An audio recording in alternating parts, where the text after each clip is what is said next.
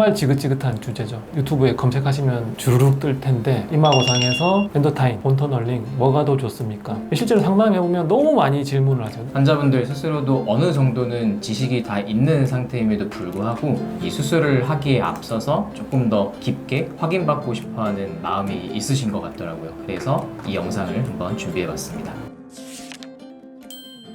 마이팅 성형외과 김종규, 이한별입니다. 간략하게 설명을 해주십시오. 차이점을. 일단은 이마거상술을 통해서 이 조직들을 위쪽으로 당겨놓은 후에 가장 마무리 작업으로 이 고정이라는 것을 하게 됩니다. 안쪽에 엔도타인이라고 하는 특수 장비를 이용을 해서 고정을 하는 방식과 실을 이용을 해서 안쪽에 있는 이제 이마 뼈에다가 고정을 해주는 방식, 이것을 본터널링이라고 합니다. 본터널링이 이름에 본이 들어가잖아요. 뼈. 본터널링은 뼈에다가 뭘 이렇게 좀 한다고 생각하시고 엔도타인은 그런 게 아니라고 생각하시더라고요. 네, 이제 이름 때문에 갖는 오해라고 그렇죠. 생각이 드는데 실제로는 똑같습니다. 여기 이마 같은 경우에는 뼈 위에 연부 조직들은 다 이렇게 들어주는 거거든요. 바닥에 뼈밖에 없어요. 결국에는 뼈에다가 고정을 해야 되는데 뼈에다가 바느질이 안 되거든요. 둘 다 이제 뼈에다가는 구멍을 뚫어줄 수밖에 없다. 저는 보통 환자분들한테 설명드릴 때 엔도타인은 옷걸이, 본터널링은 빨래집게 같은 거라고 설명드리거든요. 옷이든 이불이든 들어올려서 걸어놓는 게 엔도타인, 찝어주는 게 이제 본터널링. 비슷한 거죠? 이게 이제 뭐가 좋냐는 논란이 왜 생기는 것 같으세요? 술식의 이름이 주는 차이가 조금 있다라고 생각을 합니다. 이 엔도타인이라는 이름 자체가 보형물 같은 것이 들어가기 때문에 최첨단의 기술이라고 생각을 하시는 경우가 좀 많은 것 같고 훨씬 더 유지력이 좋고 더 강하게 고정을 할 거다라는 이미지가 좀 있는 것 같습니다. 그렇죠. 그게 뭔가 비싼 돈 들여서 개발을 하고 그 비용도 싸지 않으니까 신기술이 막 많이 들어간 것 같아요. 집약체 같은 느낌이라서. 반대로 실만 선호하시는 분들의 경우에는 이 선호하는 이유가 굉장히 확고합니다. 내 몸 안쪽에 무언가 내 것이 아닌 것이 들어간다는 것에 대해서 굉장히 큰 거부감을 갖고 계시는 경우가 많습니다. 본터널링은 아주 옛날부터 써왔던 방식이기 때문에 단순히 실을 이용을 해서만 잡아준다 라는 측면에서 조금 더 힘이 약하다라고 생각하시는 경우가 많은 것 같습니다. 그렇죠. 그게 약간 바느질 할 때 실 그거 생각하시나 봐요. 근데 그게 아니잖아요. 네, 실제로 수술하시는 것을 보면은 그런 실이 아니라 아주 두꺼운 실을 이용을 해서 고정을 하는데 한 포인트만 뼈에다 고정을 하는 게 아니라 여러 포인트를 이용을 해서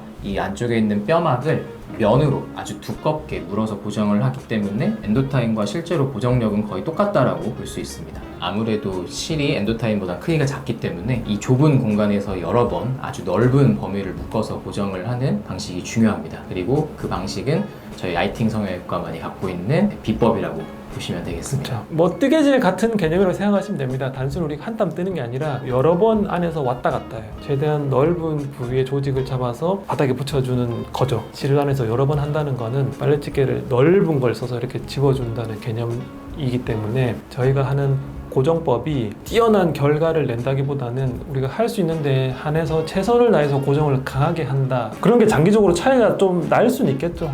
엔도타인도 종류가 있잖아요. 엔도타인이라는 이 브랜드에서 나오는 임플란트 제품이 실제로 한 가지가 아니라 여러 가지가 있습니다. 기본적으로는 이 사이즈 가지고 구분을 한다라고 생각하시면 좋은데 엔도타인 기본 모델은 이 정도 크기일 것 같은데요. 정삼각형 모양이고 가시가 5개 달려있는 가장 일반적으로 알고 있는 기본형 모델이 있습니다. 또 이 기본형 모델의 크기보다 3분의 1 정도로 사이즈를 줄이고 가시의 개수를 3개로 줄인 미니 사이즈의 엔도타인도 굉장히 많이 사용을 하고 있습니다. 근데 딱 들었을 때는 그냥 기본형? 그게 훨씬 고정력이 강할 것 같거든요. 맞습니다. 아무래도 이제 크기가 크고 가시가 많으니까. 기본적으로 면적이 크고 잡아주는 가시의 개수가 많으면 고정력이 더 우수할 것으로 생각을 하지만 고정력에 있어서는 큰 차이는 없다라는 개인적인 결론이고요. 연구를 하면서 장기적으로 이제 추적 관찰을 하다 보니까 단순히 고정점의 개수랑 면적이 넓다고 좋은 걸까라는 생각이 들기 시작을 해서 가장 먼저 했던 거는 이 미니 엔도타인으로 바꿔봤습니다. 아무래도 엔도타인이 수술을 하고 나서 이 만져지는 게 약간은 불편감이 좀 있을 수가 있는데요. 기본 사이즈 엔도타인을 쓰다가 작은 사이즈 엔도타인으로 바꿨음에도 불구하고 환자분들의 수술 결과에 있어서는 전혀 차이가 없었고 만져지는 불편감은 오히려 더 줄어들고 절개창의 길이도 짧아졌기 때문에 오히려 수술 결과가 더 좋았다라는 생각이 들었습니다. 그 다음에는 고정을 3개를 하는 것이 아니라 양쪽 눈썹에만 2개만 하는 것으로 수술 방법을 바꿔봤음에도 결과는 전혀 차이가 없었습니다. 이렇게 고정 개수가 줄어드니까 환자분들 입장에서는 이 만져지는 불편감이라든지 수술 시간도 훨씬 짧아지고 회복 기간도 빨라진다라는 그런 장점들이 있었습니다. 그래서 저희 병원은 지금 현재 엔도타인은 작은 거로 쓰고 고정은 이제 양쪽 2군데만 해서 수술을 진행을 하게 됩니다. 이 엔도타인이 아니라 실을 이용을 해서 고정을 하는 방식으로도 많이 수술을 하고 있는데요. 실제로 실을 이용을 해서 고정을 하더라도 이 고정력에 있어서는 전혀 차이가 없이 동일한 결과가 장기간 유지가 되었습니다.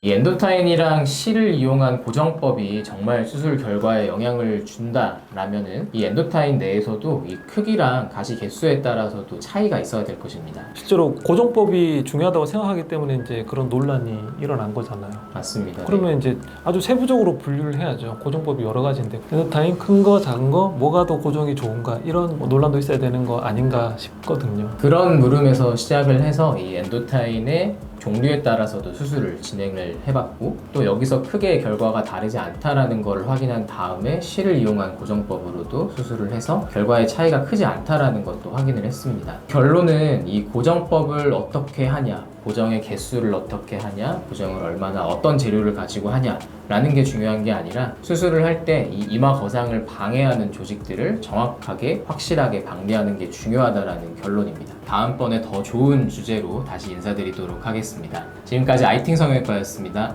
감사합니다.